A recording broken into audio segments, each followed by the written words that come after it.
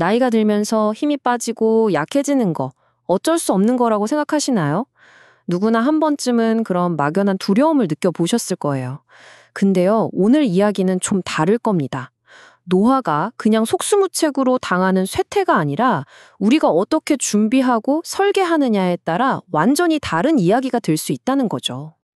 오늘 이야기는요, 바로 이 한마디에서부터 시작해 보려고 합니다. 80대 권순자 할머니의 말씀인데요. 이 말이 참 가슴 아프게 와닿지 않으세요? 우리한테는 정말 너무나 당연한 이 걷는 것 자체가 누군가에게는 간절한 부러움의 대상이 될 수 있다는 거잖아요. 할머니께서 작년에 집에서 크게 한번 넘어지셨대요. 그 후로 일상이 완전히 달라지신 거죠. 문 앞에 배달 온 달걀 한 판 있잖아요. 그걸 주방까지 옮기는 정말 별거 아닌 일 같은데 그게 온 힘을 다해야 하는 버거운 일이 되어버린 거예요. 아, 근육과 힘을 잃는다는 게 바로 이런 거구나. 현실에서 이런 의미구나. 딱 보여주는 장면이죠.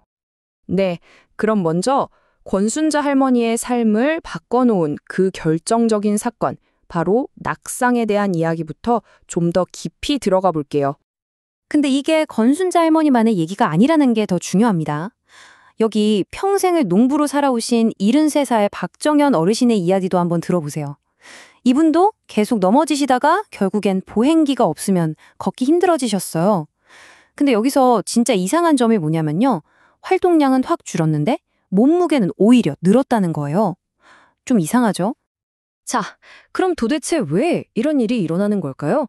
권순자, 박정현 두 분이 겪는 이 어려움의 진짜 원인은 뭘까요? 눈에 보이지 않는 이 쇠퇴 뒤에 숨어있는 과학적인 진실을 지금부터 하나씩 파헤쳐 보겠습니다. 전문가들은 이 현상을 설명할 때 두 가지 중요한 단어를 씁니다. 바로 노쇠와 영양실조인데요. 노쇠는 말 그대로 우리 몸의 예비 배터리가 다 닳아서 작은 충격에도 휘청거리는 상태를 말하고요. 영양실조는 아시다시피 영양이 부족해서 몸이 제 기능을 못하는 상태죠. 이게 사실은 서로 다른 개념인데 안타깝게도 꼭 짝꿍처럼 같이 오는 경우가 많다는 겁니다. 이게 얼마나 심각한 문제인지는요, 데이터를 보면 바로 알 수 있습니다. 영양실조가 있으면 사망률이 무려 2배로 뛰고요. 노쇠한 상태면 40%나 높아져요. 이게 그냥 아이고 기운 없어 하고 넘어갈 문제가 절대 아니라는 거죠. 말 그대로 우리 생명하고 바로 연결되는 문제입니다. 자, 여기서부터가 정말 중요합니다. 우리가 보통 근육하면 크기, 그러니까 근육 양만 생각하잖아요? 근데 진짜 문제는 그게 아니었어요. 아까 박정현 어르신 사례처럼 핵심은 바로 근육의 질에 있었습니다. 이게 무슨 말이냐면요. 박정현 어르신 근육을 초음파로 들여다봤더니 근육 섬유 사이사이에 지방이 잔뜩 껴있었던 거예요. 이걸 지방 치면이라고 하는데요. 마치 고기의 마블링이 너무 심한 것처럼요. 이렇게 되면 겉으로 보기엔 근육 크기가 그대로인 것 같아도 이 지방들 때문에 근육이 제 힘을 못 쓰는 거예요. 심지어 염증까지 일으킬 수 있고요. 보시는 것처럼 노쇠라는 건 정말 복합적인 문제입니다. 뭐 하나가 원인이 아니에요. 몸에 염증이 생기고 입맛이 없고 그러다 보니 덜 움직이게 되고 이런 수많은 것들이 마치 거미줄처럼 복잡하게 얽혀서 결국 노쇠라는 상태를 만들어내는 거죠. 그래서 딱 한 가지 방법만으로는 해결하기가 어렵습니다. 자, 그럼 이제 문제의 원인을 알았으니까 해결책을 찾아봐야겠죠. 그 중에서도 가장 중요한 열쇠, 바로 우리 몸의 연료에 대한 이야기를 시작해 보겠습니다. 제가 여기서 재밌는 질문 하나 드려볼게요. 보통 생각하기에 나이가 들면 활동량도 줄고 하니까 먹는 것도 좀 줄여야 할 것 같잖아요? 그런데 왜 어르신들한테는 오히려 젊은 사람보다 단백질이 더 많이 필요하다고 할까요? 정답은 바로 단백동화 저항성이라는 현상 때문이에요. 말이 좀 어렵죠?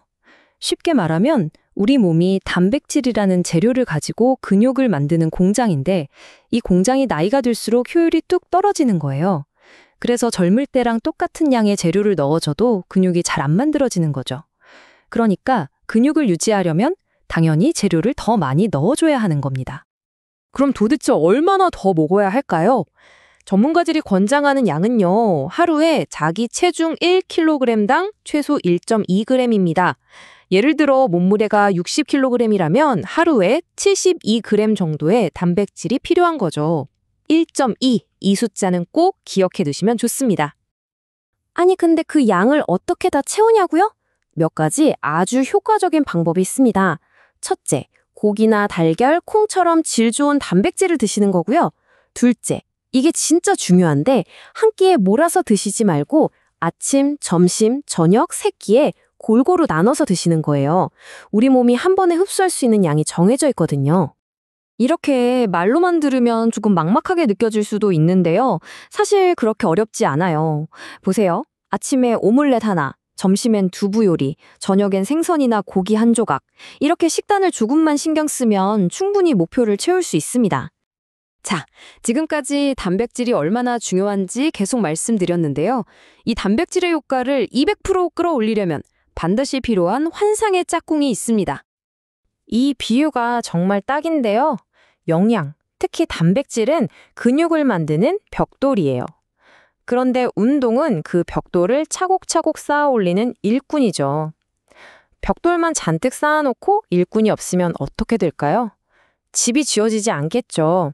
그래서 식단과 운동, 이 둘은 절대 때려야 뗄 수 없는 필수 조합인 겁니다. 그렇다고 해서 뭐 대단한 운동을 해야 하는 건 아니에요. 헬스장 갈 필요도 없습니다. 실제로 어르신들에게 처방된 운동을 보면요. 이런 고무밴드 하나만 있으면 집에서도 충분히 할 수 있는 간단한 동작들이에요.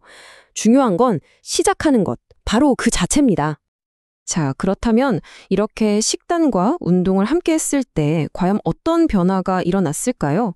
우리 다시 아까 그 두 분의 이야기로 돌아가서 결과를 직접 확인해 보시죠.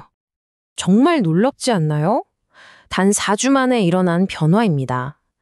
근육량이 부족했던 권순자 할머니는 실제로 근육이 늘고 다리에 힘이 붙었고요. 근육의 질이 문제였던 박정현 어르신은요, 몸에 지방은 빠지고 손아귀 힘이랑 다리 힘이 거의 2배 가까이 세졌어요. 정말 희망적인 결과죠. 자, 그럼 오늘 이야기의 핵심만 쏙쏙 뽑아서 여러분을 위한 튼튼한 노년 설계도를 정리해 드릴게요. 첫째, 노쇠를 막연히 두려워하지 말고 관리해야 할 위험 신호로 받아들이세요. 둘째, 단백질. 하루에 체중 1kg당 1.2g, 세 끼에 나눠서 꼭 챙겨 드세요.